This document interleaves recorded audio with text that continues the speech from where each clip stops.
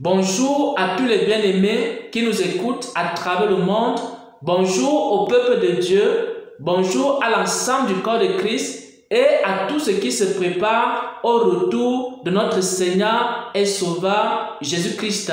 Bien-aimés, je viens à travers cette vidéo communiquer un message de la part du Seigneur qui parle du caractère des enfants de Dieu, du caractère des serviteurs de Dieu, du caractère dans le royaume des cieux. Bien-aimés frères et sœurs en Christ, il existe plusieurs caractères dans le monde et les caractères viennent des milieux dans lesquels on a grandi. Il existe plusieurs caractères dans le monde et ces caractères-là viennent des familles dans lesquelles on a grandi. Ces caractères-là viennent également des nations, des pays dans lesquels on a grandi, on a été élevé. Mais il existe aussi un caractère qui est le caractère du royaume des cieux. Et c'est Dieu qui façonne ce caractère dans la vie de ceux qui mettent leur confiance en lui.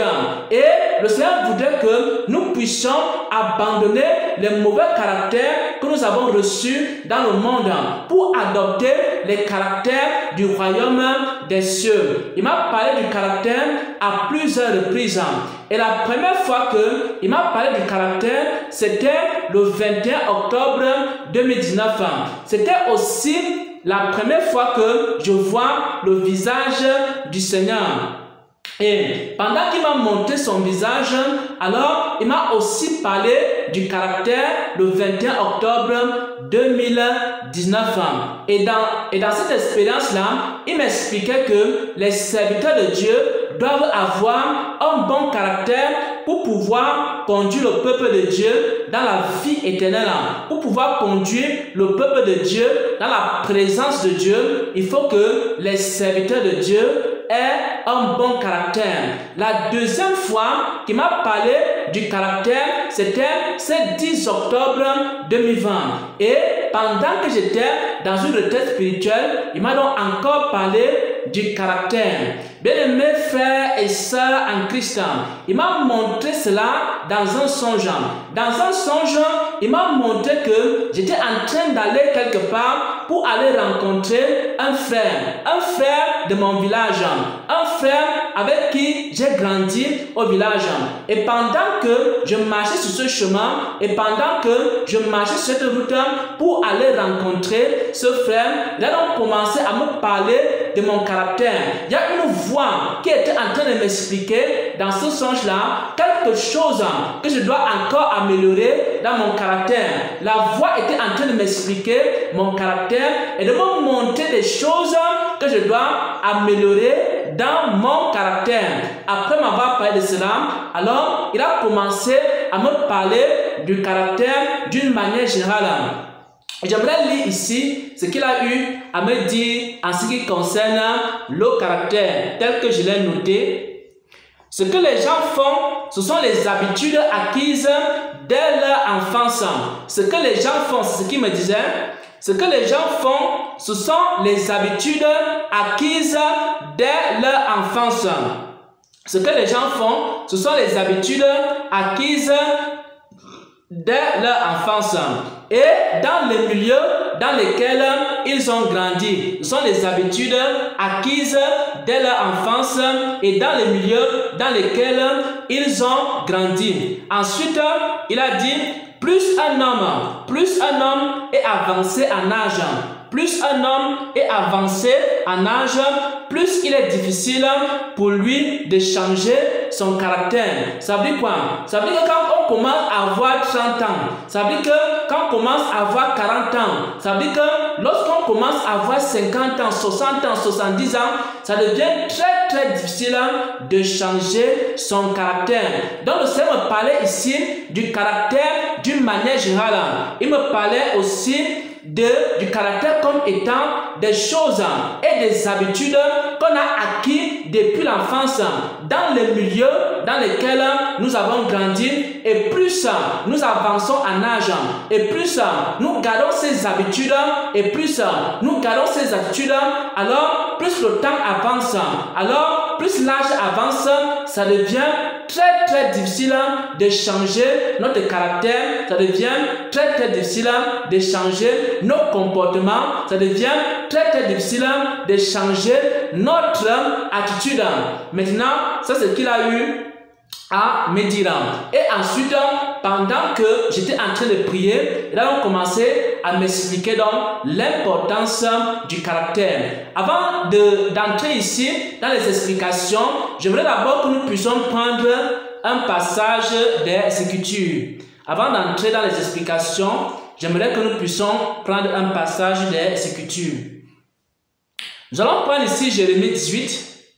Nous allons prendre ici Jérémie 18 à partir du verset 3. Nous allons prendre Jérémie 18 à partir du verset 3. Il est écrit: je descendis dans la maison du potier. Donc c'est Jérémie qui va descendre dans la maison du potier sous l'instruction du Seigneur. Je descendis dans la maison du potier et voici qu'il faisait un ouvrage sur le tour. Le vase qu'il faisait fut manqué, comme il arrive avec l'argile dans la main du potier, et il en refit un autre vase.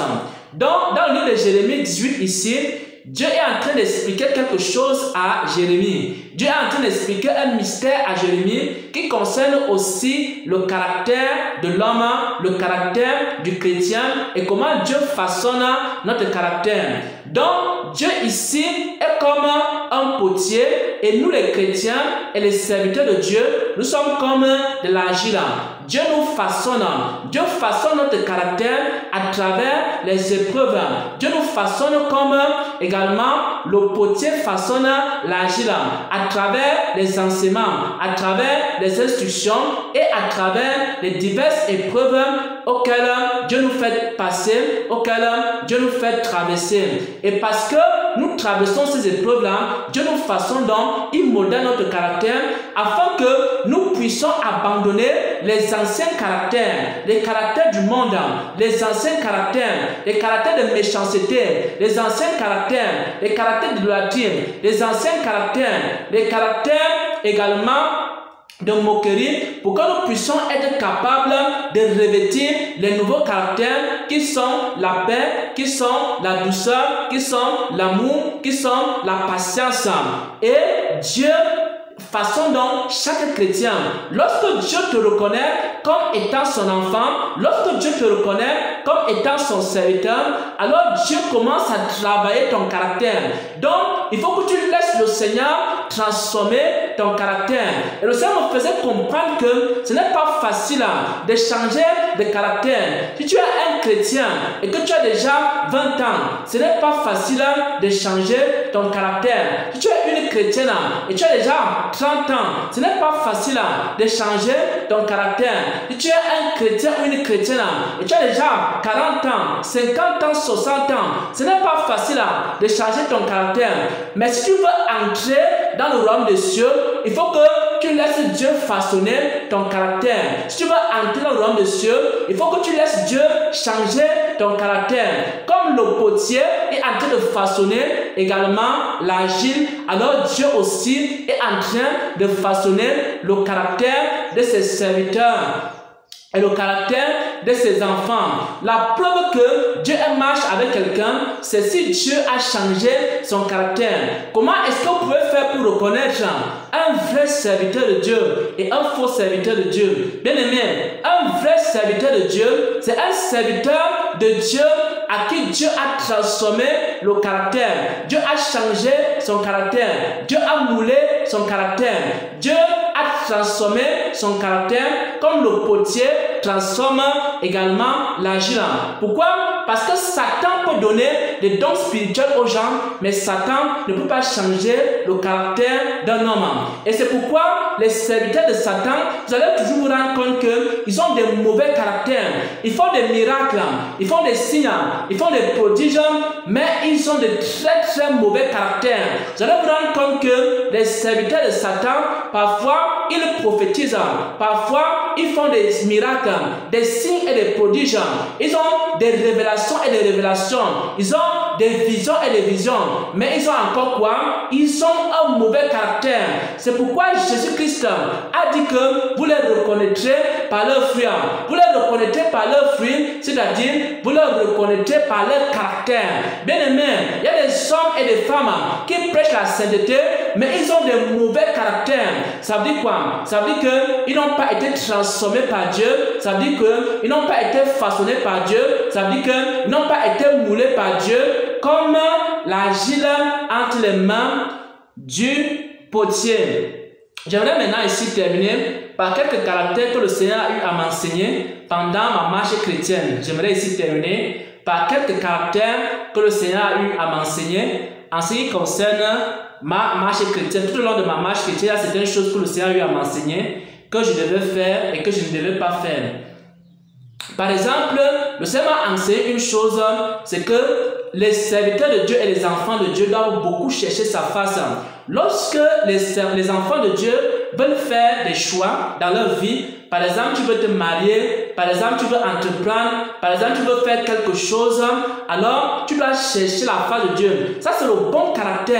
Le bon caractère pour un chrétien, le bon caractère. Parce que dans le monde, lorsqu'on veut faire quelque chose, on ne consulte pas Dieu. Mais dans le royaume des cieux, le bon caractère d'un vrai serviteur de Dieu, le bon caractère d'un bon chrétien, c'est que lorsqu'il veut faire quelque chose, lorsqu'il veut entreprendre, lorsqu'il a des projets, lorsqu'il veut se marier, lorsqu'il veut, par exemple, créer une entreprise, il faut d'abord qu'il cherche la face de Dieu et recommander ce qu'il est en train de faire en les mains de Dieu. Ça, c'est le bon caractère, ce qui plaît à Dieu, ce qui est agréable à Dieu. Également, un autre caractère que Dieu m'a enseigné, une autre chose que Dieu n'aime pas, et c'est lorsque les chrétiens disent des mauvaises paroles, c'est lorsque les chrétiens aiment les plaisanteries, c'est lorsque les chrétiens aiment les bouffonneries. Pourquoi? Parce que dans le monde, les gens aiment plaisanter. Dans le monde, les gens aiment blaguer. Mais dans le caractère du chrétien, il n'y a pas de blague. Vous allez vous rendre compte que Jésus-Christ lui-même, il ne blaguait pas. Les gens aiment souvent blaguer pour détendre l'atmosphère. Peut-être tu te trouves dans ta famille, peut-être tu te trouves au milieu de tes amis et tu as envie de détendre l'atmosphère. Tu commences à lancer des blagues. Tu commences à lancer des blagues à gauche, des blagues à droite. C'est aussi des choses que le Seigneur va faire comprendre que ça, ce sont des caractères du monde.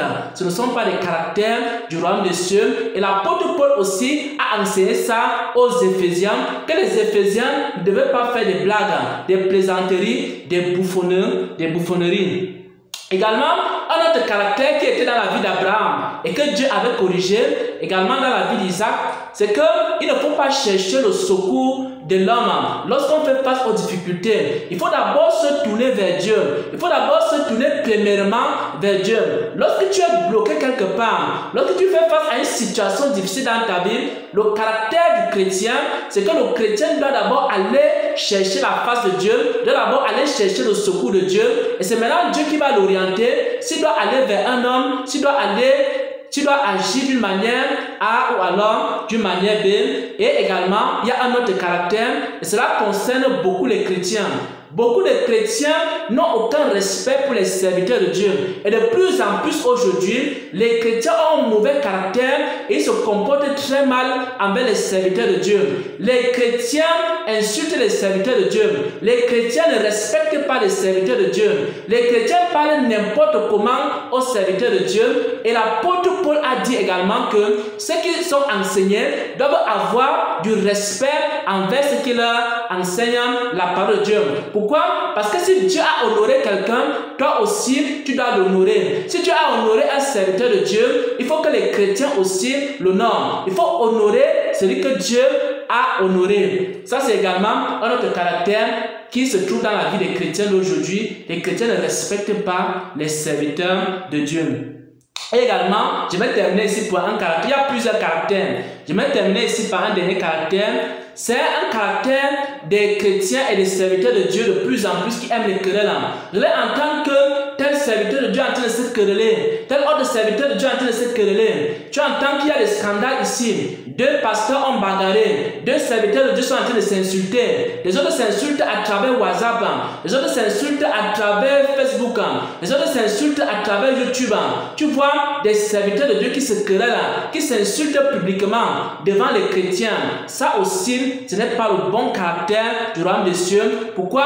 Parce qu'au milieu des enfants de Dieu, le bon caractère, c'est que on doit toujours chercher la paix, on doit toujours régler nos problèmes dans la paix, dans l'amour, dans la miséricorde, dans la compassion et dans la compréhension mutuelle.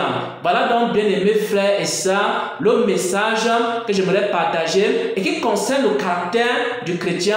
Pourquoi? Parce que le Seigneur voudrait que nous abandonnions les caractères du monde, nous abandonnions nos anciens caractères, nos anciens vêtements, nos anciennes attitudes, nos anciennes pensées, et que nous puissions revêtir maintenant les caractères du royaume des cieux, c'est-à-dire la paix, c'est-à-dire la douceur, c'est-à-dire la patience, c'est-à-dire l'amour, la pureté, la vérité, la sainteté, au nom de notre Seigneur et Sauveur Jésus-Christ. Amen, amen, amen.